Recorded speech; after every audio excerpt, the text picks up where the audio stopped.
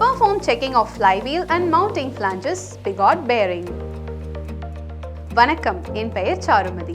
Dismantling components-ஐ ஆய்வு செய்தல் மற்றும் அவற்றை மீண்டும் reassemble செய்தல் பற்றிய பாடத்தொடரில் இந்த பகுதியில் flywheel மற்றும் spigot bearings-ஐ எவ்வாறு சரிபார்க்க வேண்டும் என்பதை விளக்கப் போகிறேன்.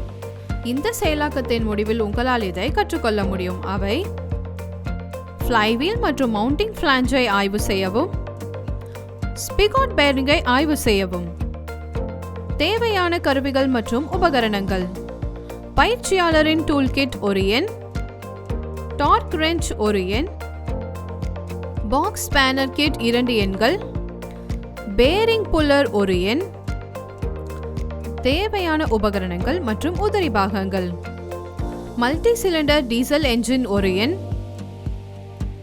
தேவையான பொருள்கள்: ட்ரே ஒரு எண், காட்டன் துணி, மண்ணெண்ணெய். செயல்முறைக்கு செல்வதற்கு முன் flywheel, spigot bearings மற்றும் clutch assembly-யின் முதன்மையான செயல்பாடுகளை பற்றி அறிந்து கொள்வோம். flywheel என்பது என்ஜினின் அவுட்புட் ஷாஃப்டுடன் இணைக்கும் ஒரு டிஸ்க் போன்ற அமைப்பாகும். கிளட்ச் மெக்கானிசத்தில் ஒரு பகுதியாக இது ஒரு முக்கிய பங்கு வகிக்கிறது. டிரான்ஸ்மிஷன் அமைப்பினுள் சீரான சுழற்சி இயக்கத்தை பராமரிப்பதன் மூலம் இயந்திரத்தின் தடையற்ற செயல்பாட்டை எளிதாக்குவது இதன் முதன்மையான செயல்பாடாகும். முக்கியமாக flywheel சுழற்சி இயக்க ஆற்றலை சேமித்து தேவைக்கேற்ப டிரான்ஸ்மிஷன் சிஸ்டமிற்கு வழங்க வடிவமைக்கப்பட்ட ஒரு வலுவான இயந்திர சாதனமாக செயல்படுகிறது. இதன் மூலம் வாகனங்களின் சீரான செயல்பாட்டை ஊக்குவிக்கிறது. இது பரிமாற்ற அமைப்பில் வேக ஏற்ற இறக்கங்களை திறம்பட குறைக்கிறது அல்லது நீக்குகிறது, மேலும் நிலையான மற்றும் நம்பகமான செயல்திறனை உறுதி செய்கிறது.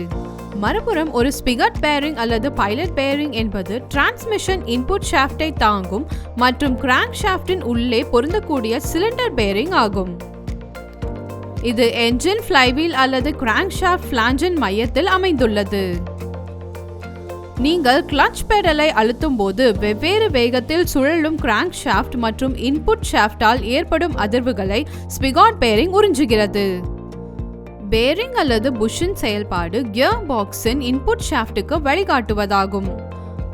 அது வேலை செய்யாமல் போனாலோ அல்லது பிடித்து கொண்டாலோ அதிர்வுகள் முதல் தேய்மானம் வரை ஏற்பட்டு கியர் பாக்ஸ் அல்லது கிளட்ச் டிஸ்க் வரை சேதத்தை ஏற்படுத்தும்.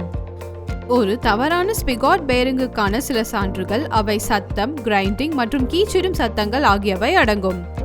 எதிர்காலத்தில் அதிக விலையுயர்ந்த சேதத்தை தடுக்க இது போன்ற பிரச்சனையை விரைவில் சரி செய்ய வேண்டும். இப்போது நாம் செயல்முறைக்கு சென்று இந்த அத்தியாவசியமான பாகங்களை எவ்வாறு சரிபார்க்கலாம் என்பதை கற்றுக்கொள்வோம். முதலில் பரிசோதிக்கப்பட வேண்டிய flywheel-இன் மேற்பரத்தை சுத்தம் செய்யவும். சர்ஃபேஸ் பிளேட்டில் flywheel-ஐ வைக்கவும்.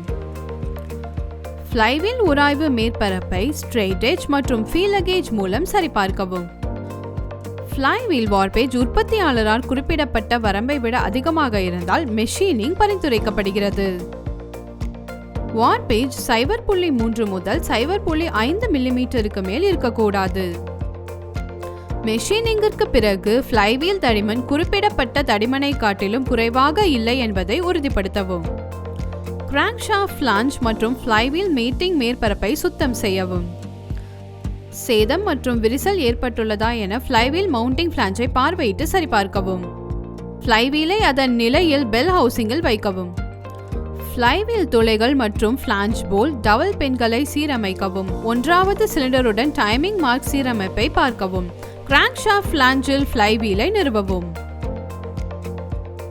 சிறப்பு கருவியை பயன்படுத்தி flywheel-ஐ சுழலாமல் பூட்டவும். flywheel மவுண்டிங் போல்ட் நட்டுகளை குறுக்கவும். சமமாக குறிப்பிடப்பட்ட டார்க்குக்கு இருக்கவும். நட் நகர்வதை தவிர்க்க பாசிட்டிவ் லாக்கிங் டிவைஸை பயன்படுத்தவும். பேரிங் அகற்றலை பயன்படுத்தி கிராங்க் ஷாஃப்ட் flywheel-இன் பின் முனையிலிருந்து ஸ்பிகாட் பேரிங்கை அகற்றவும். பேரிங் இடைவெளி மற்றும் சத்தத்தை நீக்க பார்வையிட்டு பரிசோதிக்கவும். தேய்ந்து போனால் புதிய பேரிங் கொண்டு மாற்றவும். கிராங்க் ஷாஃப்ட் பின் முனையின் சாக்கெட்டில் ஸ்பிகாட் பேரிங்கை பொருத்தவும். flywheel-இல் phase run out இருக்கிறதா என்பதை dial test indicator மற்றும் magnetic base கொண்டு சரிபார்க்கவும். ஃப்ளைவீல் மேற்பரப்பில் 3 வெவ்வேறு இடங்களில் ரன் அவுட்டை சரிபார்க்கவும். குறிப்பிட்ட வரம்பை விட அதிகமாக ஃபேஸ் ரன் அவுட் இருந்தால் மெஷினிங்குக்கு பரிந்துரைக்கவும். மெஷினிங் செய்த பிறகு ஃப்ளைவீல் தடிமன் குறிப்பிட்ட தடிமனை விட குறைவாக இல்லை என்பதை உறுதிப்படுத்தவும். பயிற்சியின் முடிவுக்கு வந்துவிட்டோம். இதில் ஃப்ளைவீல் மற்றும் மவுண்டிங் ஃபிளாஞ்சை ஆய்வு செய்ய கற்றுக்கொண்டோம். ஸ்பிகோட் பேரிங்கை ஆய்வு செய்யவும் கற்றுக்கொண்டோம். இதை பற்றிய தெளிவான புரிதல் உங்களுக்கு இருக்கும் என்று நான் நம்புகிறேன். இந்த பயிற்சியை உங்கள் பயிற்றுவிப்பாளரின் உதவியுடன் பயிற்சி செய்யுங்கள். நன்றி.